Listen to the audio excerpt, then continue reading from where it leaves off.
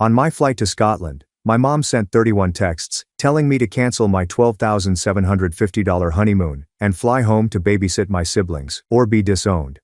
The text from my mother arrived on my phone screen at 6:41 a.m. while I was waiting in the customs queue at Heathrow Airport, and the first 3 words caused my knees to buckle. Emergency family gathering. I saw my wife Harper's expression as she read over my shoulder.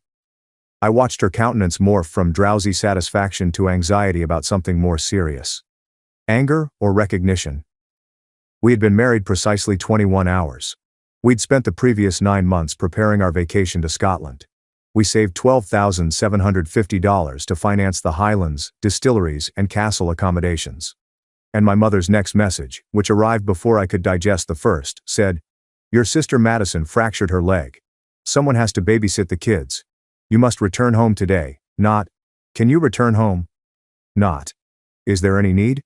As if I were an employee she could summon at any time.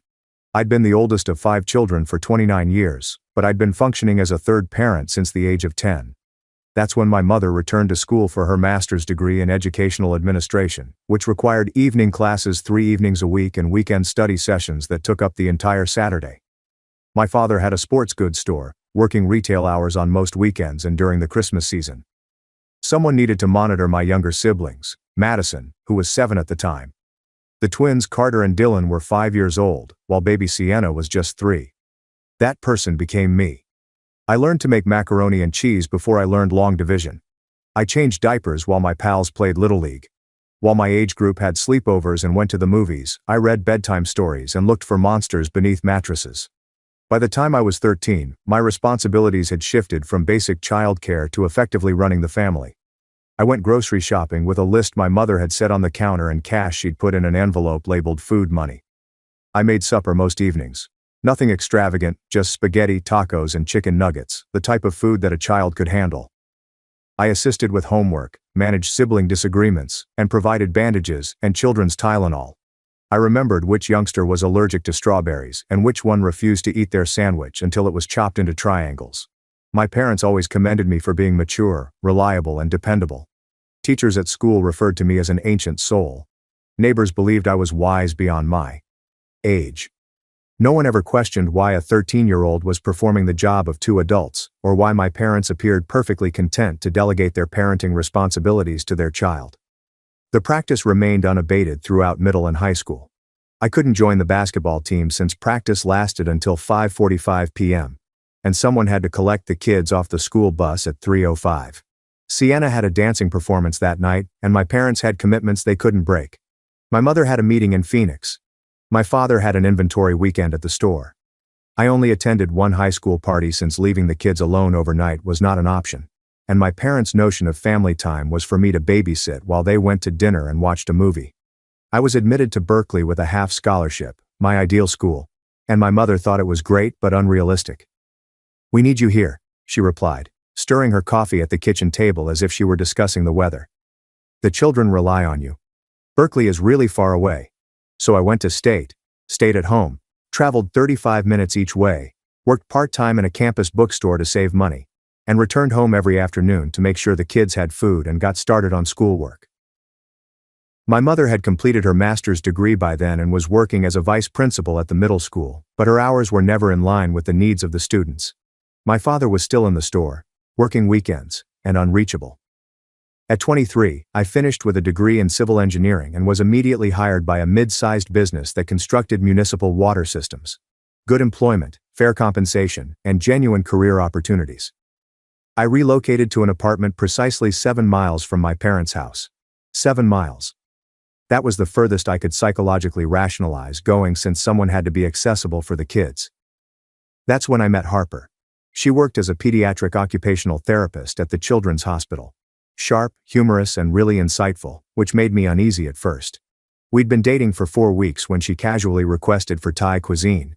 "So, how frequently do your parents truly parent their own children?" The question hit like a blow. I had been telling her about postponing our dinner arrangements the night before since my mother asked me to keep the kids while she went to a retirement celebration. "They parent them," I explained defensively. "They're simply busy. It's easy for me to help." Harper had given me a long, probing gaze. You did not help out last night. You were a parent. There is a distinction. I did not have a response for it. Harper did not push at first, but just watched. I had to regularly cancel arrangements because my mother would call with some sort of emergency, which typically meant trouble. They saw me spend my weekends driving kids to soccer games and birthday celebrations while my parents attended their own social events. I saw my phone fill up with texts from my mother at all hours. Dylan needs poster board for an assignment due tomorrow. Can you pick up Sienna after gymnastics?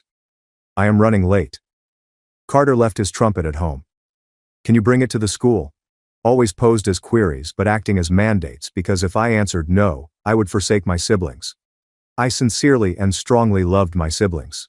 They felt like my children in ways that were probably unhealthy but very genuine. When I proposed to Harper after 3 years of dating, she said yes right away, and then said seriously, "We need to talk about boundaries before we get married because I will not spend our marriage coming second to your parents' convenience." We spent months in premarital counseling with Dr. Elise Thornton, a licensed marriage and family therapist with 11 years of experience specializing in attachment and family systems. Dr. Thornton posed questions that made me sweat. When was the last time I said no to my parents? Never. Did I get paid for childcare? No. Have they ever thanked me? Not really. Did I recognize this as exploitation? The word hit me like a cold water. Exploitation. Not helpful.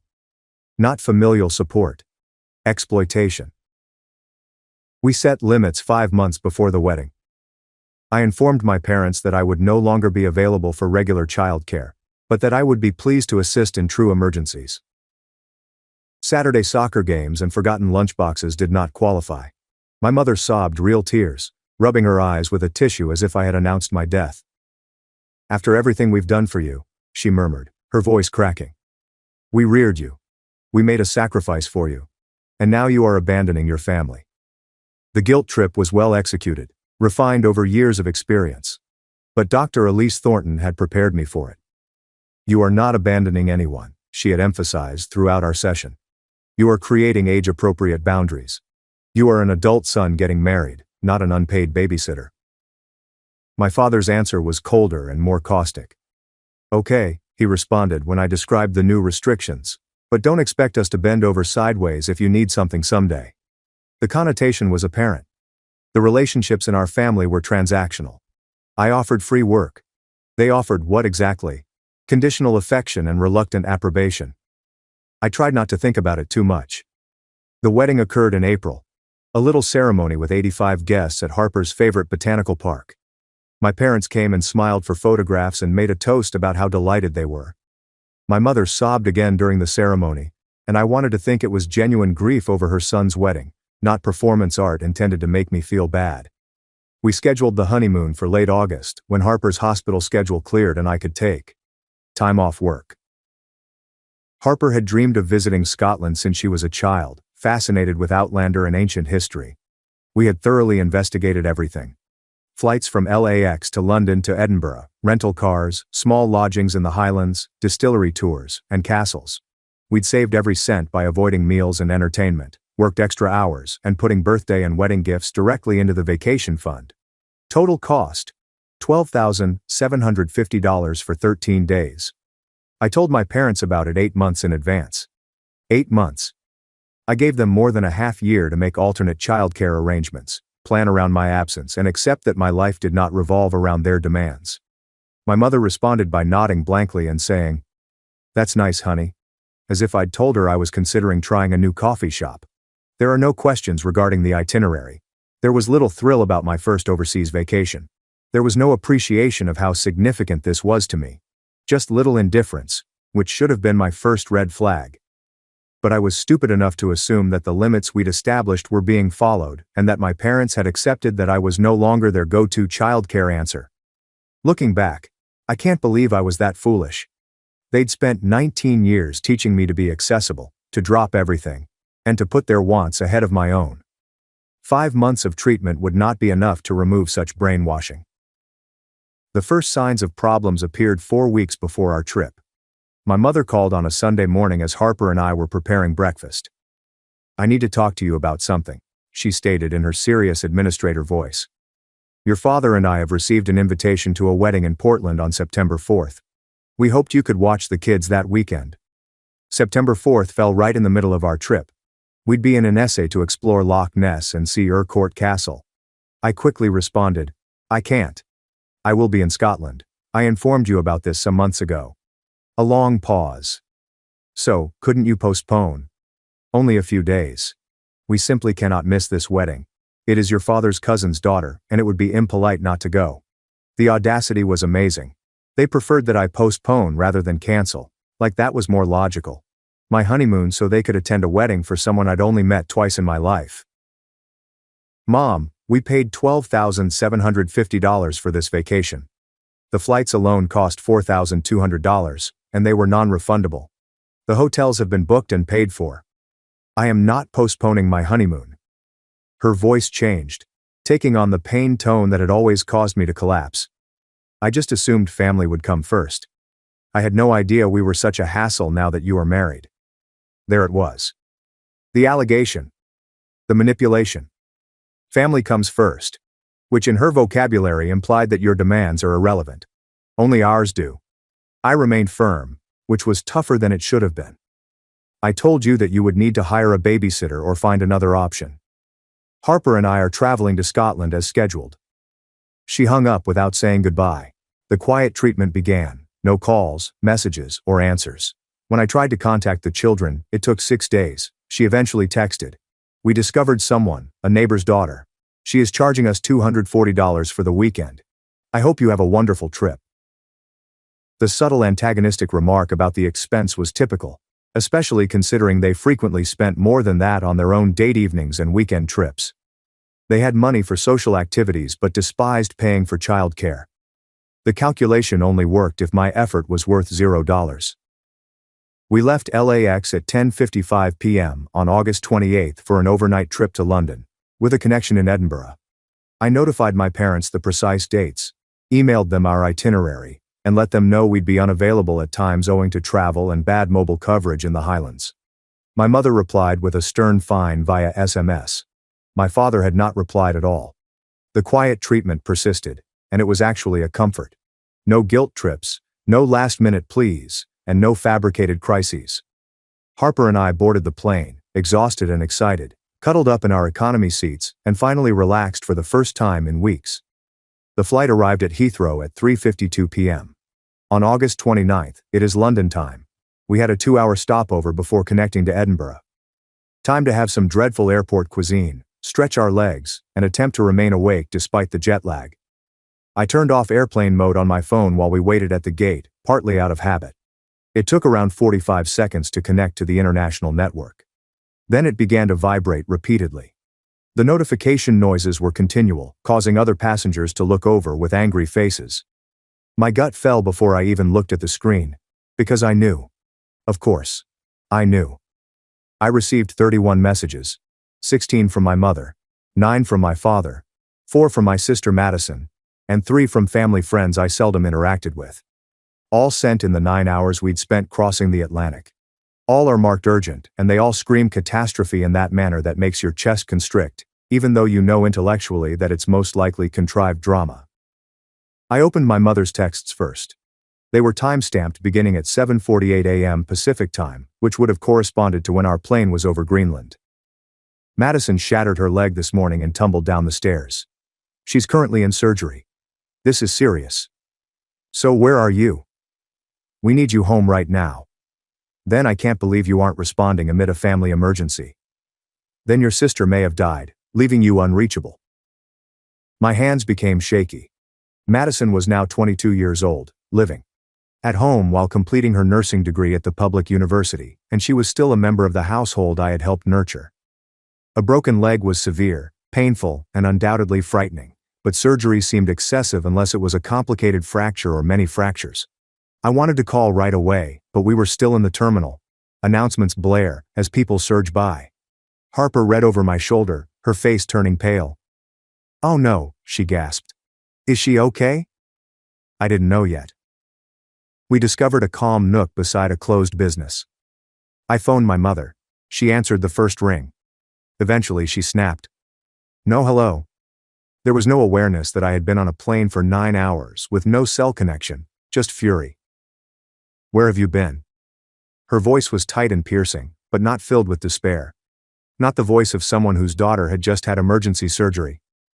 We were on an aircraft, I explained, trying to remain cool. What happened? Is Madison all right? What sort of surgery?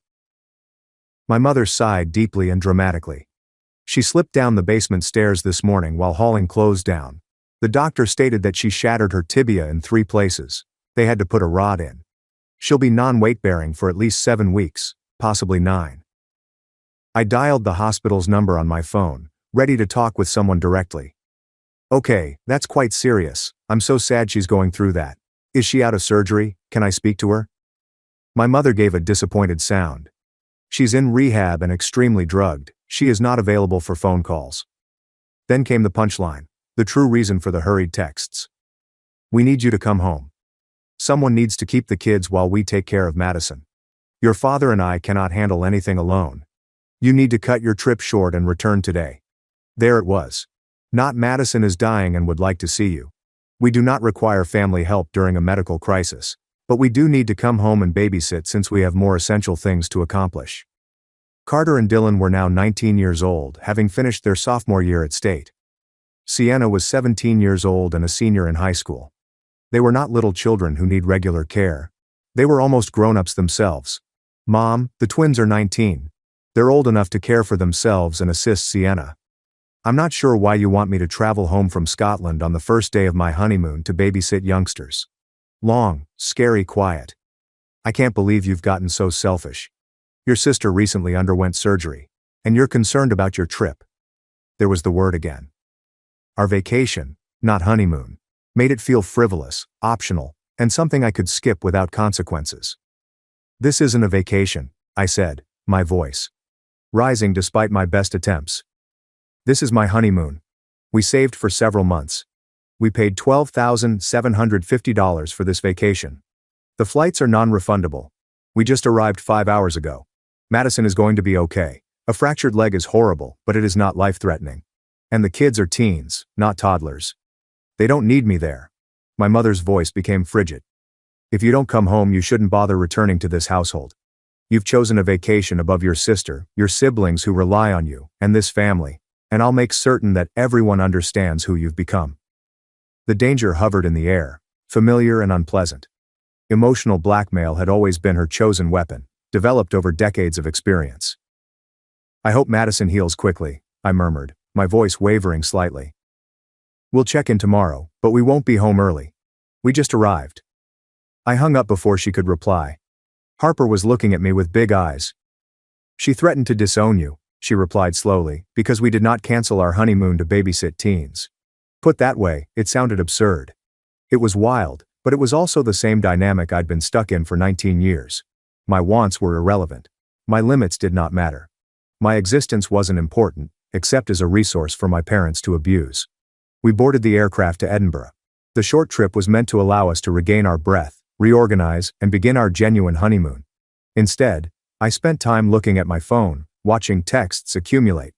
My father texted, "Your mother is distraught. Madison is asking for you. The children are afraid. This is what you chose." We arrived in Edinburgh at 9:05 p.m. local time. We picked up our rental car, a little Nissan hatchback with right-side steering, which made my American head hurt. We drove 45 minutes to our first hotel, a renovated Victorian mansion in the old town with uneven flooring and a fireplace in the room. It should have been amazing, the start of all we had planned. Instead, I perched on the side of the bed and dialed Madison's mobile phone, desperate to hear from her personally that she was okay, and that this was not the 5-alarm situation my mother had described. She responded on the 4th ring, her voice muzzy and distant. "Hey," she said. "Mom claimed you were not coming home." "I'm in Scotland," I explained gently. "I am on my honeymoon. I'm really sorry about your leg. That sounds really uncomfortable. How do you feel?" She was silent for a moment, and I could hear the beep of hospital equipment in the background. "It sucks.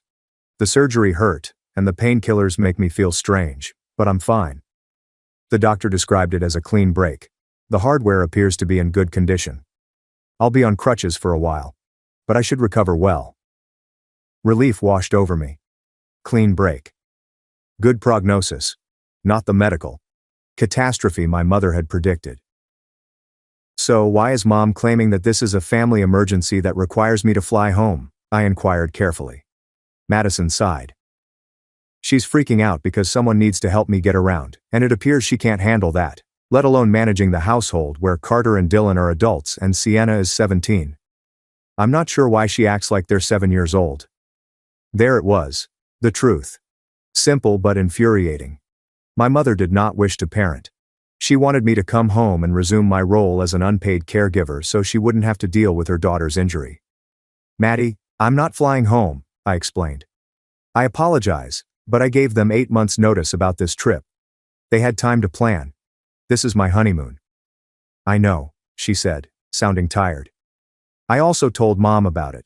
I told her the twins could help me and I didn't need you to fly home from Scotland, but she's all about family obligations and how you've changed since you married. It is exhausting.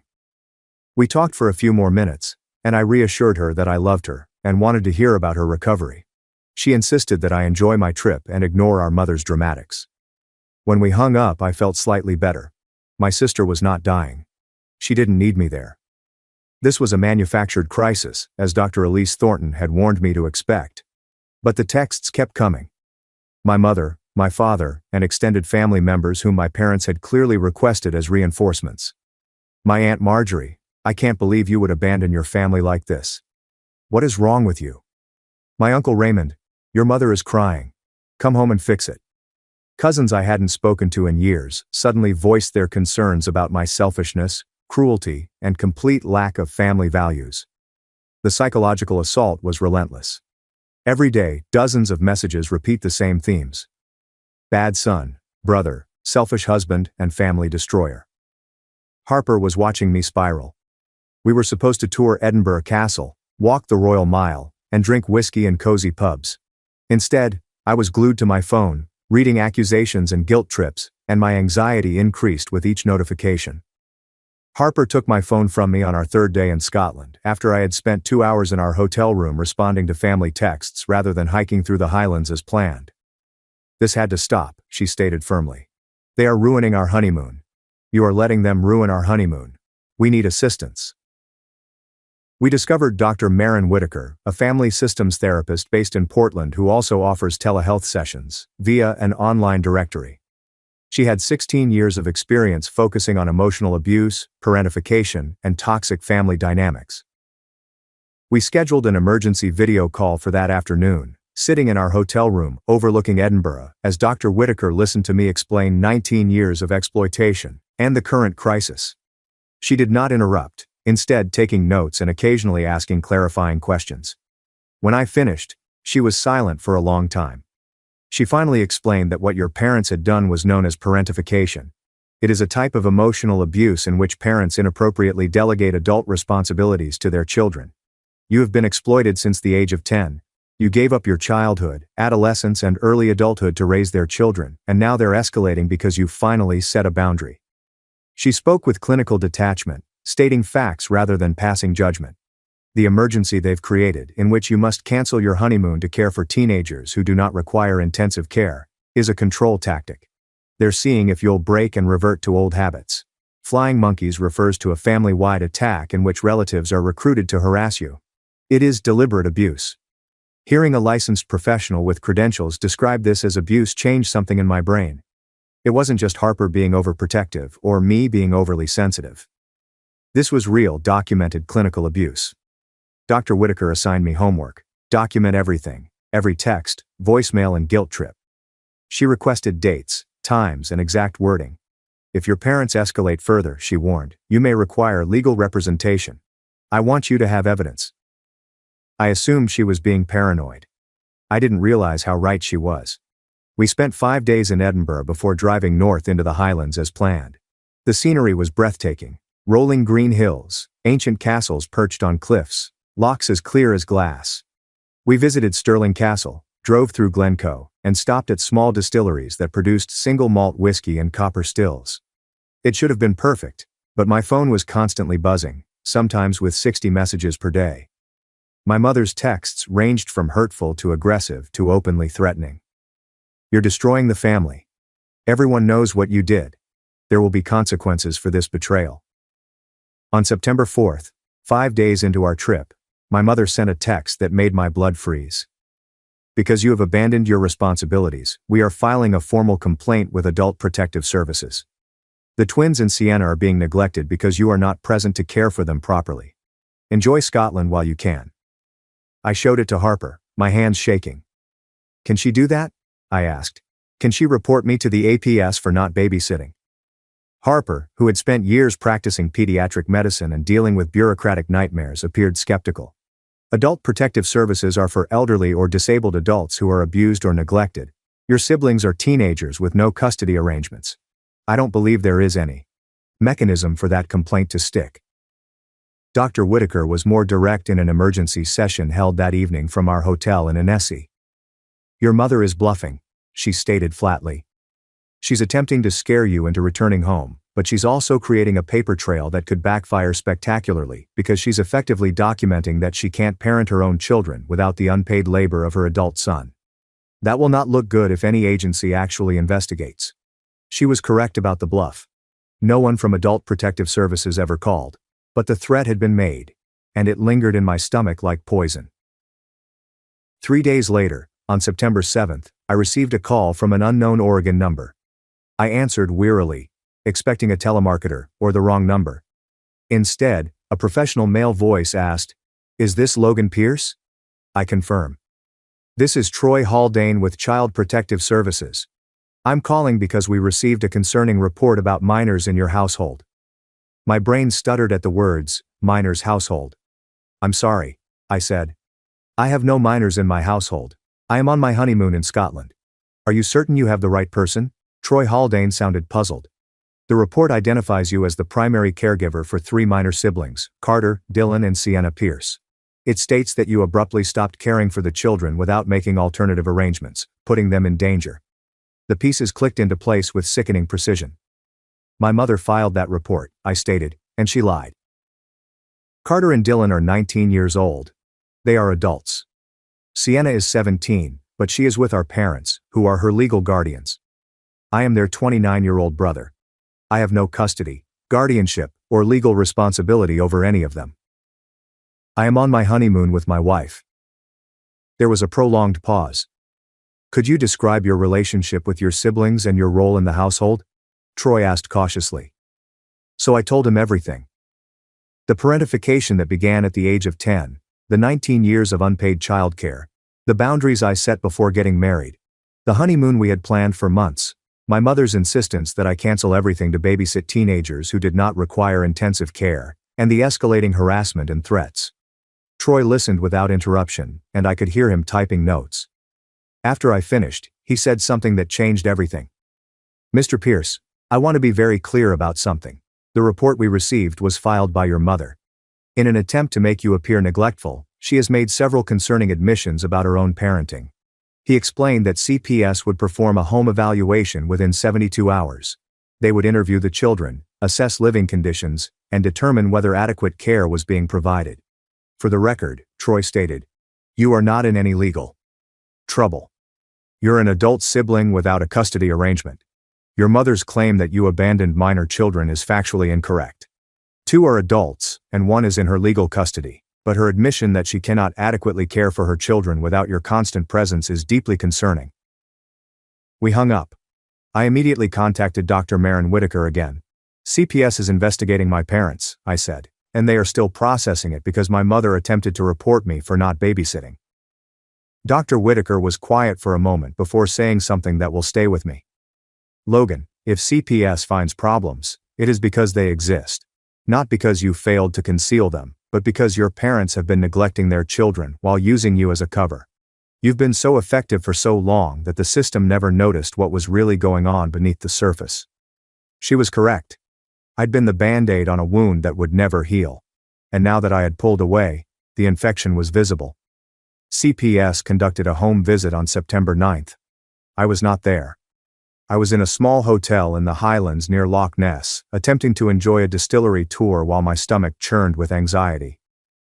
Troy Haldane called me later with his findings. "Mr. Pierce, I wanted to give you an update personally. We made an unannounced home visit this morning at 9:40 a.m. We identified several areas of concern." He listed them in the careful, clinical manner that social workers use. The house was disorganized and dirty, with dishes stacked in the sink, overflowing laundry, and little fresh food in the refrigerator. Dylan answered the door because his parents were still sleeping at 9:40 a.m. on a Thursday. Sienna had missed 4 days of school that week with no documented reason or parental contact. Troy went on to say, "We interviewed each minor child individually. They all stated that you had previously been in charge of most household management, child care, and emotional support. They described feeling confused and overwhelmed by your absence because they were unsure how to handle basic tasks that your parents had never taught them. The 19-year-olds reported being expected to fill your role while receiving no guidance or support. Your 17-year-old sister expressed feeling abandoned by both you and your parents." His voice softened slightly. "To be clear, she stated that she understands you're on your honeymoon and believes your mother is being ridiculous, but she feels abandoned by your parents, who appear unable or unwilling to engage in parenting now that you're not there to manage everything." Troy stated that CPS was opening a case. "My parents would have to complete a parenting capacity assessment, attend mandatory family counseling, and show that they could meet their children's basic needs without relying on their adult son. If they do not comply, or if Sienna's situation deteriorates after the twins move out, as they have stated they intend to do, we will need to consider alternative placement for her." The weight of it settled on me. My absence revealed such profound parental inadequacy that the state stepped in, and my mother had caused it by attempting to weaponize CPS against me. My parents' calls stopped after the CPS visit. The silence was eerie and unsettling, but the flying monkeys increased. Family members I barely knew were calling Harper's workplace, attempting to have her fired for corrupting me and destroying our family. Someone wrote on my firm's Facebook page that I was an abusive brother who had abandoned his disabled sister. My mother had apparently launched a full-fledged public relations campaign, telling everyone who listened that I'd refused to help during a medical emergency, that I'd called CPS on them out of spite, and that I was a monster who prioritized money and vacations over family. The lies were so prevalent and confidently delivered